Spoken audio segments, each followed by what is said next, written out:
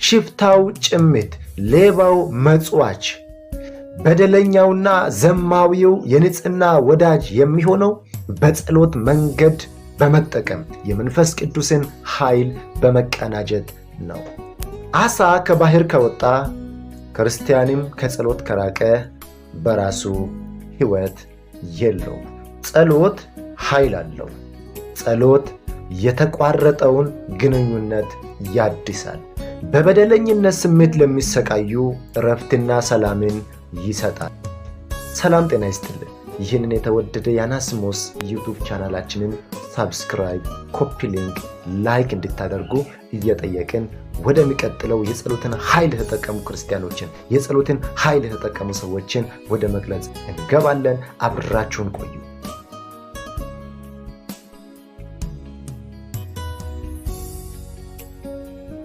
ያዕቆብ መጽሐፍ ምዕራፍ 5 ከቁጥር 16 ጀምሮ እርስ በርሳችሁ በኃጢአታችሁ ተናዘዙ ትፈወሱም ዘንድ እያንዳንዱ ስለሌላው ይጸልይ። የጻድቅ ሰው ጸሎት በስራዋ እጅግ ኃይል ታደርጋለች ይላል። የሰው ልጅ የሰውን ኃይል ተጠቅሟል። የሰው ልጅ የእንስሳን ኃይል ተጠቅሟል። አሁን ላይ ደግሞ የኒውክሌርን ኃይል የሰው ልጅ የተጠቀመ ነው። ነገር ግን እስካሁን ድረስ የሰው ልጅ ያልተጠቀመው የመጨረሻ ኃይል ቢኖር ቤተክርስቲያን መጠቀም እንደሚገባት መጠን ያልተጠቀመችው ኃይል ቢኖር የጸሎት ኃይል ነው። በዚህ ዓለም ላይ ትልቁ መሳሪያ ምናልባት ብዙ ሰዎች የኒውክሌር ኃይል ነው ሊሉ ይችላል። ዘ ፓወር ኦፍ ኒውክሌር ሊሉ ይችላል። ነገር ግን በአሁኑ ሰዓት ትልቁ ኃይል የኒውክሌር ኃይል አይደለም። የኒውክሌርን ኃይል ሊያጠፋ የሚችለው የጸሎት ኃይል ነው።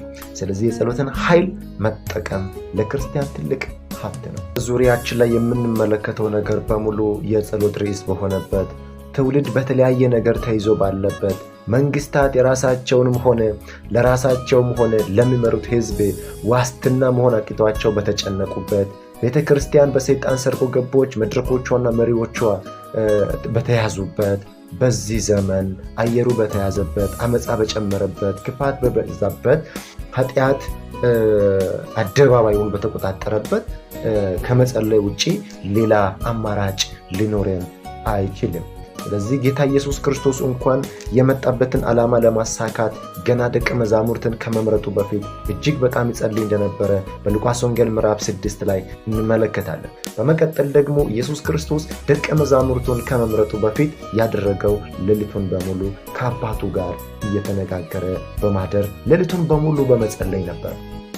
ስለዚህ የተሳካ አገልግሎት ለማገልገል፣ የተሳካ ስራ ለመስራት፣ ምናልባት በበጎ ስራ ላይ የተሰለፈን እግዚአብሔር ረድቶን፣ እግዚአብሔር ስልጣን የተሰጠንን ያንን ስልጣን በተሳካ ሁኔታ እግዚአብሔርንም የእግዚአብሔርንም ሕዝብ ታማኝነት ለማገልገል ውጤታማ በሆነ መንገድ ለመምራት ከተፈለገ በጸሎት መትጋትና የጸሎትን ኃይል መጠቀምን የመሰለ ትልቅ ሀብት፣ ትልቅ ጥበብ፣ ትልቅ ዕውቀት ሊኖረን አይችልም። ስለዚህ ጌታ የኢየሱስ ክርስቶስን ሕይወት ስትመለከቱ በእውነት ከአገልግሎቱ በፊት ጀምሮ ጸሎትን እያገለገለም እየጸለየ፣ አንዳንድም ተራራ እየወጣ ብቻውንም እየጸለየ ከደቀ መዛሙርቱ ጋር እየጸለየ እንደዚህ እያደረገ በመጨረሻም በጌተሰማኒ ወይም ደግሞ በደብረ ዘይት ላይ ጠላቶቹ ኢየሱስ ክርስቶስን ለመያዝ ሲመጡ ሰይፍና ጎመድ እንኳን ይዘው ሲመጡ ኢየሱስ ክርስቶስን ጠላቶቹ ያገኙት ወይም ደግሞ ይሁዳን ተከትለው መጥተው ኢየሱስ ክርስቶስን ያገኙት እየጸለየ ወይም በጸሎት ስፍራ ላይ ነበር። ኢየሱስ ክርስቶስ በመጨረሻ እንኳን የተገኘው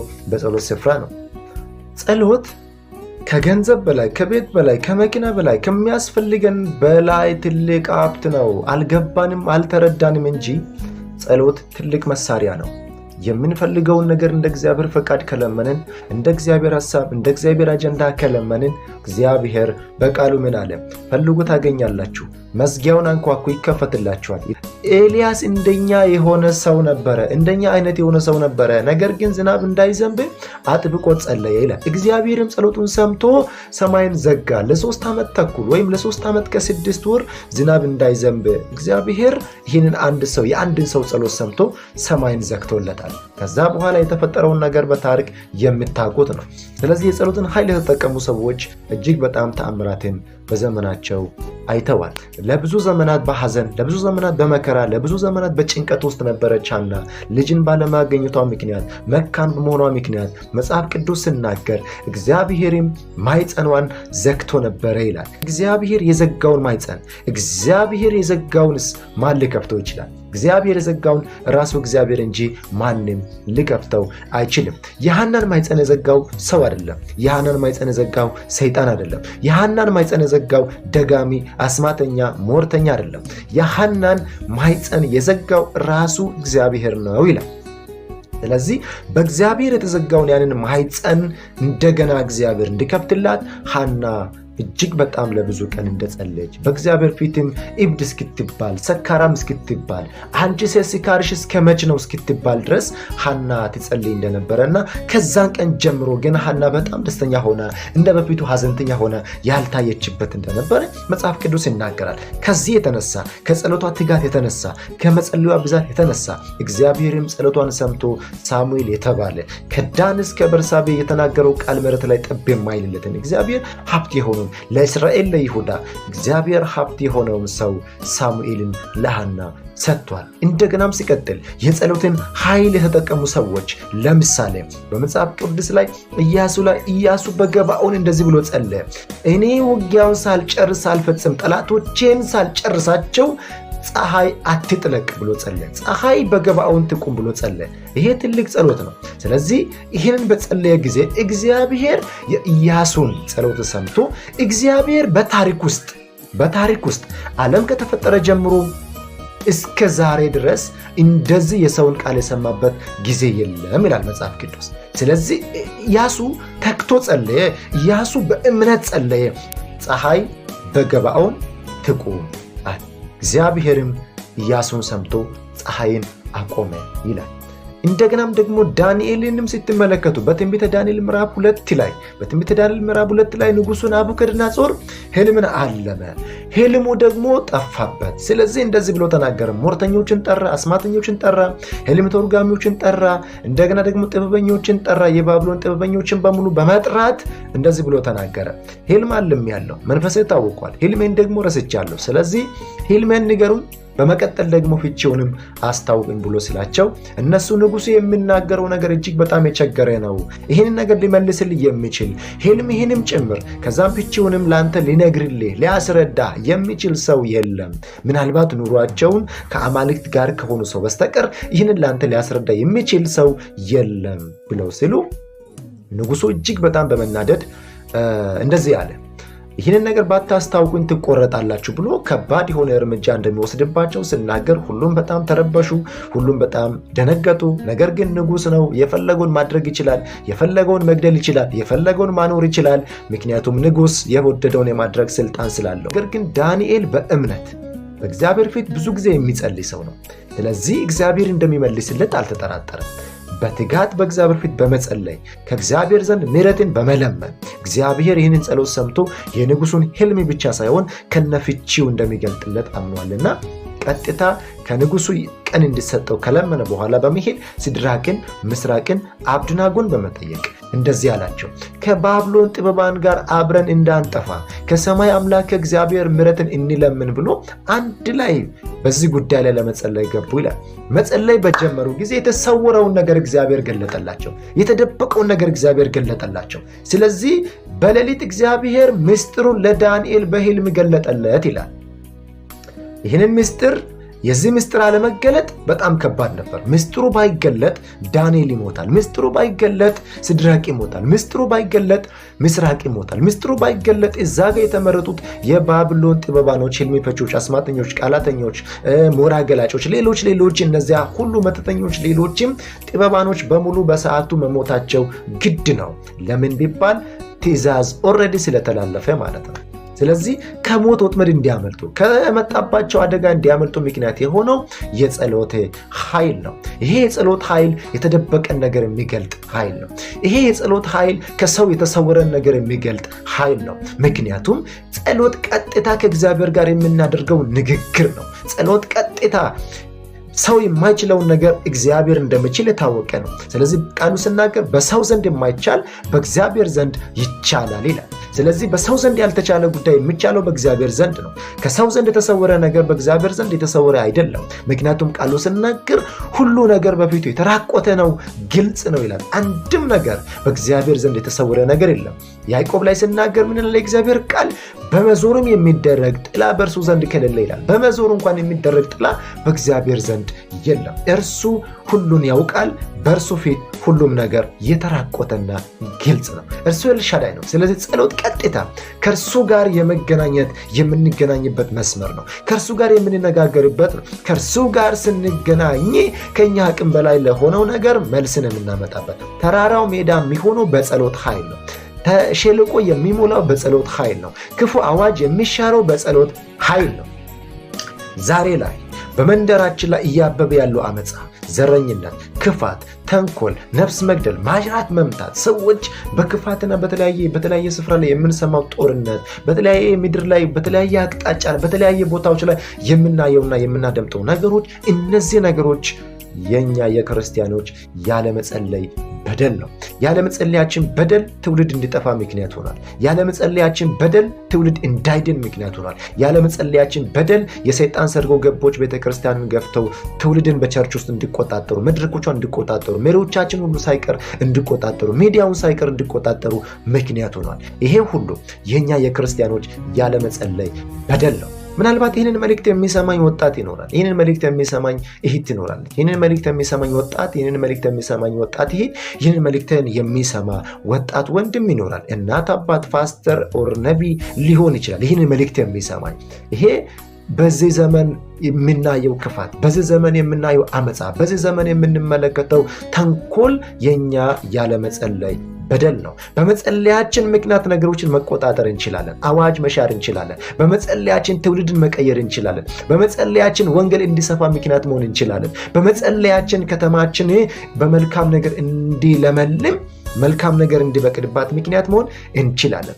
ስለዚህ ጸሎት ትልቅ መሳሪያ ነው። ዓለም ላይ አለ ከሚባሉ መሳሪያዎች ሁሉ የሚበልጠው የጸሎት ኃይል ነው። አለ ከሚባለው ዓለም ላይ ቴክኖሎጂ አይደለም። በአሁኑ ሰዓት የዓለም ትልቁ ችግር የቴክኖሎጂው እጥረት፣ የኑሮ ውድነት፣ ወይም ደግሞ ዓለም በአንድ መንግስት አለመመራቷ፣ ወይም ደግሞ በአንድ ገንዘብ አለመገበያየቷ አይደለም። የዓለም ትልቁ ችግር የኢኮኖሚ አለመረጋጋት አይደለም። የዓለም ትልቁ ችግር በአሁን ሰዓት የእኛ ከእግዚአብሔር ጋር ያለን ህብረት ማጣታችን ነው።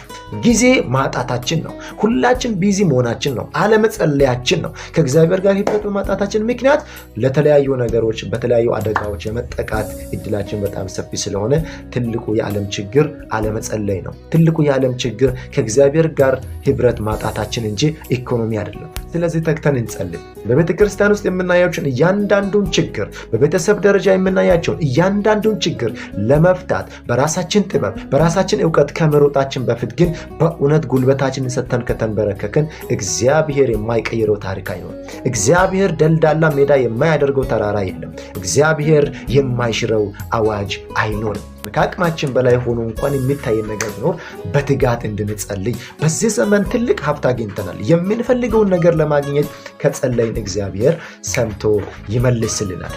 ኤልያስ እንደጸለየ ታውቃላችሁ። ሰምቶ በእሳት የሚመልሰው እርሱ አምላክ ይሁን አለ። አያችሁ፣ የምናመልከው አምላካችን ሰምቶ በእሳት የሚመልስ አምላክ ነው።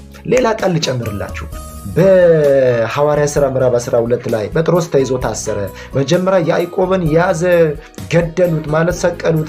ከዛ በያዕቆብ ሞት አይሁድ እጅግ በጣም ደስ እንደተሰኙ ሄሮድስ የሚባለው ንጉሥ ሲያውቅ እንደገናም ደግሞ እጅግ ደስተኞች እንደሆኑ ፈልጎ ጴጥሮስን ያዘ ይላል። ጴጥሮስን ከያዘ በኋላ በቤተ ክርስቲያን ወይም በነ ማርያም ቤት ስለ ጴጥሮስ ጸሎት አጥብቆ ይደረግ ነበር ይላል። ይጸልያሉ፣ መልስ የለም። አንድ ቀን፣ ሁለተኛ ቀን ይጸልያሉ፣ መልስ የለም። ሶስተኛ ቀን ይጸልያሉ፣ መልስ የለም። አራተኛ ቀን ይጸልያሉ፣ መልስ የለም። አምስተኛ ቀን ይጸልያሉ፣ መልስ የለም። እየጸለዩ ቀኑ ደረሰ ማለት የሚሰቀልበት የሚገደልበት ቀን ደረሰ።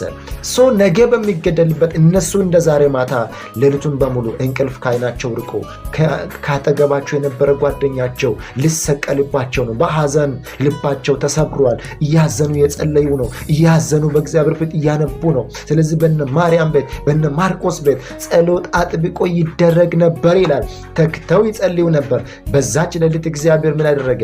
መልአኩን አያችሁ፣ ጸሎቱ እነሱ ወደ እግዚአብሔር ጸለዩ። እግዚአብሔር ሰምቶ ጸሎታቸውን አድምጦ መልአክ ቀጥታ ከሰማይ ወደ እስር ቤት ላከ። መልአኩ መጣና መልአኩ ሲመጣ ወይኒ ቤት ሲገባ የወይኒ ቤቱ ቤቱ በራ ይላል። ከዛ መጣና ጎድኑን መጥቶ አነቃውና ተነስ አለው ይላል። ልብስን ልበስ፣ ጫማይን አግባ፣ ወገቤን ታጠቅ፣ ከዛስ ተከተለኝ አለው ይላል። ከዛ የሚሆነው ነገር ለጴጥሮስ በሰዓቱ ህልም ይመስለው ነበር። እውነት እንደሆነ አላወቀም ይላል፣ አልተረዳም ይላል። ከዛ ህልም እየመሰለው ደግሞ ተከተለ ይላል። ወጥቶ ተከተለ ይላል። ጉዞ ጀመረ ይላል። ከዛ ሲሄድ በሮቹ ተከፈቱ። ከዛ ሞቶም እየተጓዘ ያለ ዋናው ጋር ሲደርሱ ዋናው በር አውቆ ተከፈተላቸው። ከዛ የተወሰነ መንገድ ከሄደ በኋላ መልአኩ ስራዬን ጨርሻለሁ ብሎ ወደዛ ሄደ፣ ተሰወረበት። ከዛ ጴጥሮስ ቀጥታ ይጸልይ ወደ ነበረበት ቤት መጣና ሲገባ እነርሱ ስለሱ እየጸለዩ ነበርና ትንሽ ረፍት አድርገው ነበር። ከዛ አንኳኩቶ ገባ ይላል። ስለዚህ ጴጥሮስ እንኳን ከዛ ካለቀ ነገር ካበቃ ጉዳይ ኦልሬዲ ሞቷል ከተባለበት አክትሟል ከተባለበት ከእንግዲህ በኋላ ልክ እንደ ያዕቆብ ጴጥሮስን መሰቀሉ አይቀርም፣ ጴጥሮስን መሞቱ አይቀርም ተብሎ ከተደመደመበት እንዲያመልጥ ምክንያቱ የነ ሐዋርያቱ ጸሎት እንደነበረ መረሳት የለበትም። ስለዚህ ዛሬ ትውልድ በተለያየ ነገር ታስሯል። ቤተክርስቲያን በተለያየ ነገር ተይዛለች። ቤተሰብ በብዙ ነገር ተይዟል። ሀገር በብዙ ነገር ተይዟል። ብዙ ወንድሞቻችን ብዙ እህቶቻችን በብዙ ነገር ውስጥ ተይዘው ነው ያሉትና እነዚህን ሰዎች ከታሰሩበት እነዚህን ወጣት እነዚህን እህቶች እነዚህን አባቶች እነዚህን እናቶች ከታሰሩበት ካሉበት ህይወት ለማውጣት ትልቁ መሳሪያ ኒውክሌር አይደለም። ትልቁ መሳሪያ ገንዘብ አይደለም። ትልቁ ኃይል ጸሎት ነውና ሁላችንም ተክተን እንጸልይ። ህይወታችን እንዲቀየር ውጤታማ ህይወት ለመኖር ውጤታማ አገልግሎት ለማገልገል የጀመርነውን ጤናማ ህይወት በጤናማነት ለመጨረስ እግዚአብሔር እንዲረዳን ጸጋ እንዲያበዛልን ተክተን ልንጸልይ ይገባል። በዓለም መጨረሻ ላይ በዘመን መጨረሻ ላይ ላለን ለእኛ ትልቅ የምስራች አለ። ትልቁ የምስራች ምንድን ነው ካልከኝ በእውነት በዚህ ለሚሰማኝ ወንድም ለአንድ ሄድ በእውነት ለአንቺ ማለት ነው ለአንቺ አሁን እያየሽኝ ላለሽው ለአንቺ ትልቅ የምስራች ምንድን ነው የምትፈልጊው? የአንቺ ፍላጎት እንደ እግዚአብሔር ፈቃድ ብቻ ይሁን። ፍላጎትሽ እንደ እግዚአብሔር ፈቃድ ካልሆነ ያንቺ ምኞት እንደ እግዚአብሔር ምኞት ካልሆነ ያንቺ ልመና በእግዚአብሔር ዘንድ አክሰፕትድ አይሆንም። እግዚአብሔር አይቀበለውም።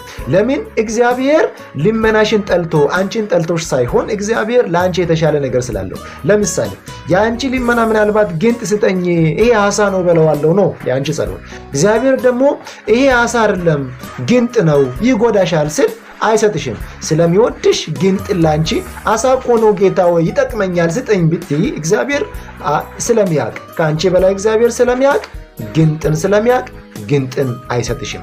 ጊዜውን ጠብቆ ግን ትክክለኛ ጸሎት በጸለሽ ሰዓት ላንቺ ትክክለኛውን ዓሳ ይሰጥሻል። ላንተም ወንድም እንደዚሁ የምትጸልየው ጸሎት የምትለምነው ልመና እንደ እግዚአብሔር ፈቃድ ካልሆነ እግዚአብሔር አይሰጥም።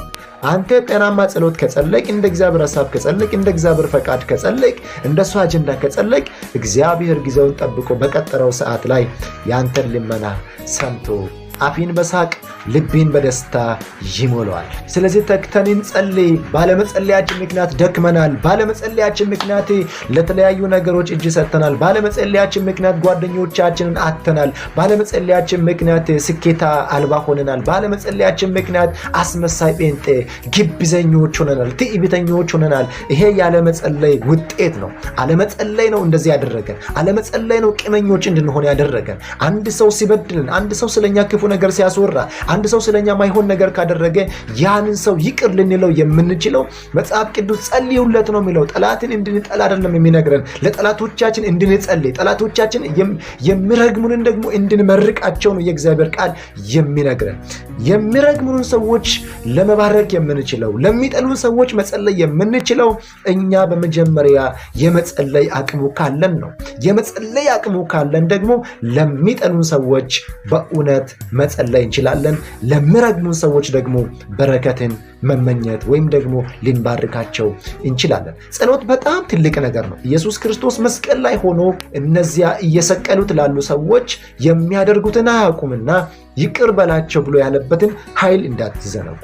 ማንም ሰው ልቡ በሆነ ሰው ላይ በጥላቻ ተይዞ ከሆነ የምር በእግዚአብሔር ፊት ከተንበረከክ የጸሎት ኃይል ያንን ሰው ይቅር እንድትል በጣም የሚገርም ኃይል ይለቅላል። ይቅር ማለት ትችላለህ። ይቅር ማለት ትችላለህ።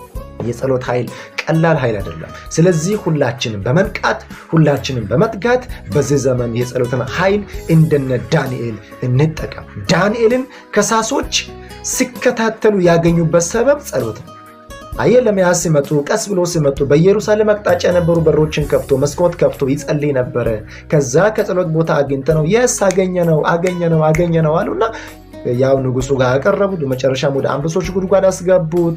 ተጣለ፣ አደረ በሰላም። የሚጸልይ ሰው የአንበሳን አፍ የሚዘጋ ነውና ቀላል አይደለም። ኢየሱስ ክርስቶስንም ለመስቀል ሲመጡ የተገኘው ኢየሱስ ክርስቶስ ከጸሎት ስፍራ ላይ ነው። ለምን? ዳንኤል የጸሎትን ኃይል ያውቃል። ኢየሱስ የጸሎትን ኃይል ያውቃል። ሌሎችም አባቶቻችን በጸሎት ታሪክ የሰሩ የጸሎትን ኃይል፣ ሐዋርያቱም የጸሎትን ኃይል እጅግ በጣም ያውቃሉ።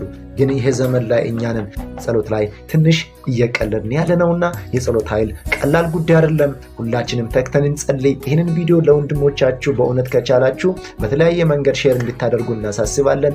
በቲክቶክ አካውንታችን ጂንካናስሞስ ቲቪ የሚለውን ፎሎ ማድረግ ትችላላችሁ። በመቀጠል ደግሞ አጫጭር መልእክቶች መንፈሳዊ ህይወታችሁን የሚያበረታ ራሳችሁን እንድታዩ፣ አላማችሁን እንድታዩ፣ ራእያችሁን ቆም ብላችሁ ማሰብ እንድትችሉ እናንተን የሚረዳችሁ አጫጭር ጽሁፎች በየቀኑ በእጅ ስልካችሁ እንዲደርሳችሁ ከፈለጋችሁ ሄዳችሁ አናሲሞስ ቲቪ ብላችሁ በቴሌግራም ጆይን ማድረግ ትችላላችሁ። ይህንን አናሲሞስ ቲቪ የዩቲዩብ ቻናላችንን ለብዙዎች እንዲደርስ ሼር በማድረግ አገልግሎታችንን እንድትደግፉ እናሳስባለን። መልካም ጊዜ ተመኘንላችሁ። ሻሎም።